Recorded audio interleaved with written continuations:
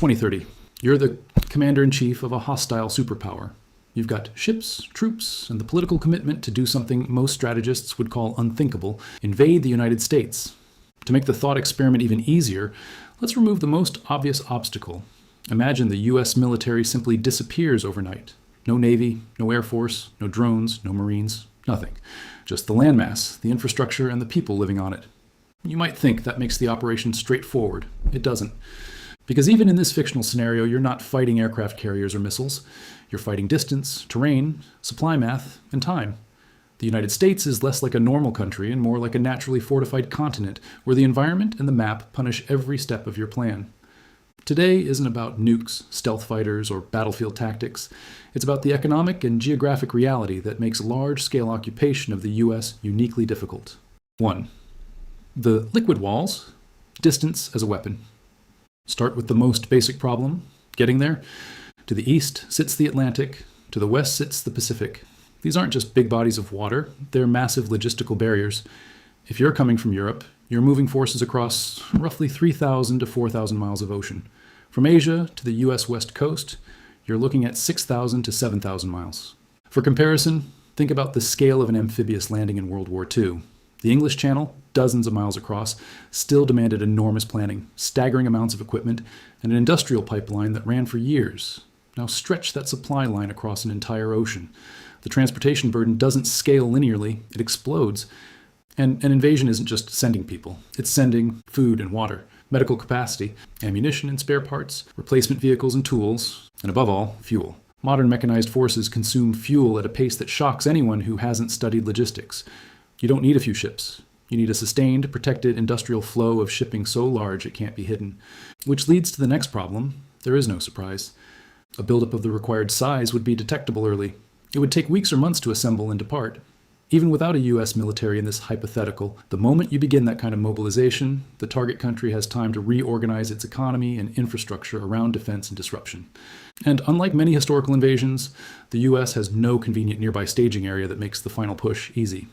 If you tried to stage from somewhere like Hawaii, you still have about 2,500 miles to the mainland, still a major oceanic corridor. Staging nearby doesn't actually remove the core logistical problem. Then you reach the coast, and the geography still doesn't cooperate. A large portion of the US West Coast is not built for easy, heavy offloading. The number of major, suitable deepwater ports is limited, and ports create predictable bottlenecks. Any defender, military or civilian, doesn't need to fight everywhere. They can focus on chokepoints, cranes, port entrances, access roads, and critical infrastructure that makes unloading possible. On the East Coast, you face different constraints: shallow areas, dense urban corridors, and a geography that pushes you into complicated terrain almost immediately. So, before you've even moved 1 mile inland, you've already learned the first rule of the problem. Your entire operation is hostage to shipping capacity, port access, and time. And time is not on the attacker's side. 2. Fine, then I'll go through Canada or Mexico. Okay, suppose you decide the oceans are too punishing and you'll do it indirectly. Land in Canada or Mexico and move overland. That sounds clever, until you look at the map like a logistics officer.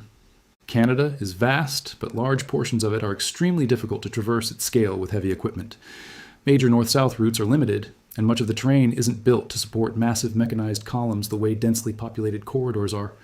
If you try to move down from the west, you run into narrowing routes and mountainous constraints. If you come through the east, you're still dealing with harsh seasons, long distances, and constrained infrastructure.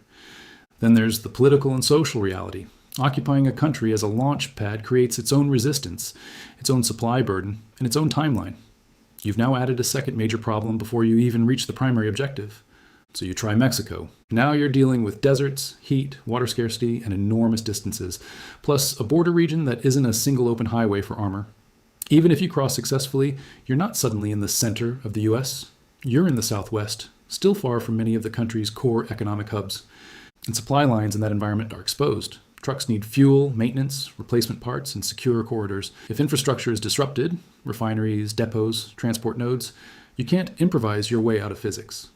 Overland occupation becomes a game of stretching a lifeline farther and farther across terrain that doesn't naturally feed your army.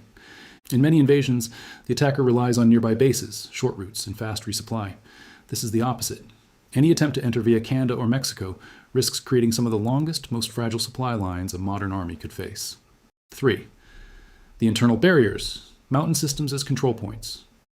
Let's pretend you still pull off the impossible. You establish a foothold. Now comes the next problem. The United States has major terrain systems that act like natural partitions. If you're on the West Coast and try to move east, you run into the massive mountain backbone of the continent. Routes that carry heavy traffic are limited, and those routes naturally become choke points. In any defense scenario, choke points are where small disruptions can cause outsized delays. Bridges, tunnels, narrow passes, constrained corridors. If you're on the East Coast and try to push inland, you deal with a different set of terrain constraints, dense, rugged regions that funnel movement into predictable roads and valleys. Predictability is the enemy of safe logistics. It creates points where convoys must pass, where routes can be disrupted, and where supply flow can be slowed dramatically. The strategic idea is simple. Even if the coastline is the entry, the economic prize sits deeper inside the continent, and the pathways inward are not wide open. 4. The hardest variable, a large armed civilian population. Now put geography aside for a moment and consider the factor that makes large-scale occupation uniquely complicated, the population. Even without the US military, any would-be occupier has to plan for a society with extremely high levels of private firearm ownership. Estimates commonly cited from sources like the Small Arms Survey put US civilian firearms in the hundreds of millions, roughly on the scale of more firearms than people. That doesn't mean every person is armed, and it doesn't mean every firearm is relevant to conflict, but it does mean something operationally important. An occupier can't assume a quick, take the capital and you're done outcome. Holding territory is a different problem than reaching it. And in a country with vast geography, large distances, and a significant number of armed civilians, many with experience around weapons, the occupation problem becomes more complex, more costly, and harder to stabilize. And that's the key theme.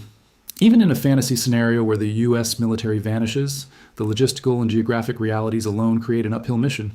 Let that number land for a second. In one state alone, deer hunters can look like the manpower of a serious national force. And that's just licensed hunters, before you even count everyone else who owns firearms but never registers for hunting seasons. You might be thinking, civilians aren't soldiers. An invading force has armor, artillery, and organization. Fair point, until you look at how modern conflicts actually play out. Vietnam, Afghanistan, Iraq. Heavy equipment and high-tech systems struggled for years against decentralized fighters with local knowledge, basic weapons, and improvised explosives. Now scale that scenario to a population that's far better equipped, far more connected, and operating on home terrain. A resistance inside the US wouldn't be a small, isolated insurgency. It would be an enormous, distributed network, some of it spontaneous, some of it organized, and some of it led by people with real military experience. The United States has spent much of the last 2 decades in active conflict zones, and millions of veterans live across the country. Many understand tactics, communications, logistics, and how asymmetric warfare works in practice. So imagine you've secured a small town somewhere in the interior. You've got checkpoints, patrol routes, and supply schedules. You're trying to run it like an occupation. And then the reality hits. Attacks don't look like front lines. They look like disruptions. A truck hits an unseen explosive trigger on a familiar road. A low-cost consumer drone is repurposed into a delivery system for something dangerous. Fire comes from unexpected angles. And then the attackers disappear into normal life, into suburbs, fields, woods, and back roads, places an occupying force can't fully control without overwhelming manpower. And here's a crucial point. This wouldn't be a war where you capture one capital city and the whole country surrenders. The US is a federation with strong state and local identities. Taking a symbolic location doesn't automatically translate into controlling thousands of miles of territory. In fact, in a scenario like this, a dramatic strike at the center could harden resistance everywhere else. That leads to the occupation math, the part that tends to kill ambitious plans.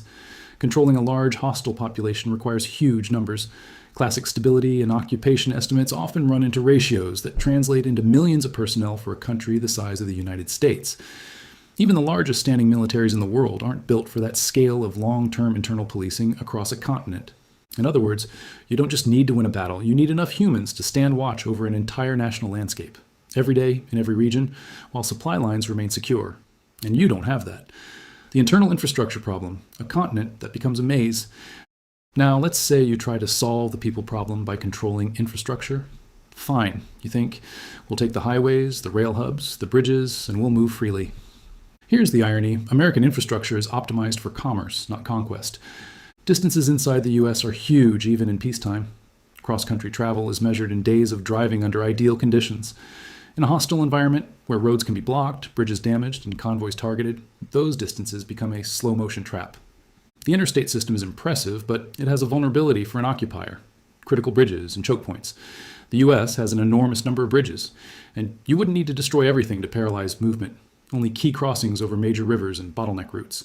Sever a handful of vital links, and the country becomes segmented in ways that complicate any large-scale movement. Then there's the freight rail network, powerful, efficient, and deeply integrated, yet also dependent on specific nodes, switching yards, tunnels, and centralized management.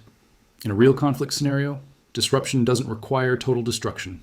A few targeted failures can jam the system, forcing movement back onto roads. And roads mean trucks. Trucks mean fuel. Fuel means stable supply chains. But in a serious national-level conflict, fuel infrastructure becomes an obvious target. Refineries, pipelines, depots. The deeper you go inland, the more your logistics stretch, and the harder it gets to keep vehicles moving.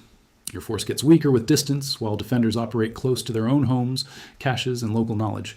It becomes a logistical sinkhole. The farther you push, the more you spend to move less. The economic suicide pill. Winning still breaks you.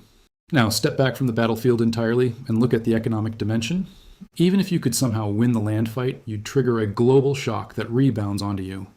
The United States isn't just another economy in the system, it's a central node.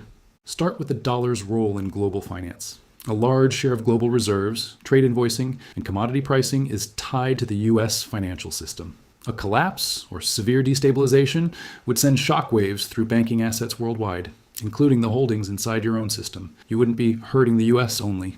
You'd be detonating a structure that your own country is connected to through reserves, trade settlement, and valuation benchmarks. Then there's technology and data infrastructure. A significant portion of global cloud services and internet backbone capacity is physically located in the US. Disrupt that, and you don't just interrupt entertainment or consumer services, you disrupt business continuity, logistics software, financial systems, and critical communications globally. The collateral damage comes back to the attacker. And the real value in advanced economies isn't just land or buildings, it's people, expertise, and operational systems. In a crisis, the most valuable capabilities migrate.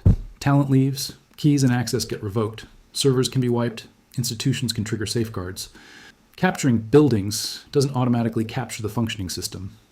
So the paradox is this: even if an invader succeeds tactically, the strategic result can still be catastrophic, because the global economic blowback hits everyone. The administrative nightmare, governing the map. And finally, assume the invader wants to govern. This is where the plan becomes even more unrealistic. The US is not a single centralized machine. It's layers of federal, state, county, and local authority. Thousands of jurisdictions, separate systems, different rules, strong local enforcement structures. A deeply embedded culture of political resistance and skepticism toward authority, even domestic authority. In a centralized state, capturing the capital can flip the chain of command. In the US, capturing the capital doesn't automatically control every state, every county, and every local institution. You're not dealing with one switch, you're dealing with thousands of switches.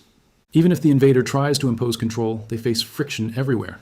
Bureaucratic slowdown, sabotage, strikes, non-cooperation, civil disobedience, and a long-term cost structure that can exceed any resource gain.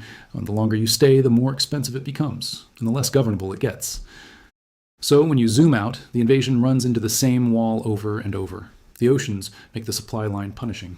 The border routes don't create a shortcut, they create new choke points. The terrain funnels movement into predictable corridors. The population makes occupation extremely manpower intensive. The infrastructure can be disrupted at key nodes.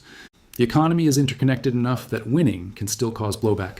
The governance structure makes long-term control unusually complex. The conclusion isn't America is unbeatable because of one thing.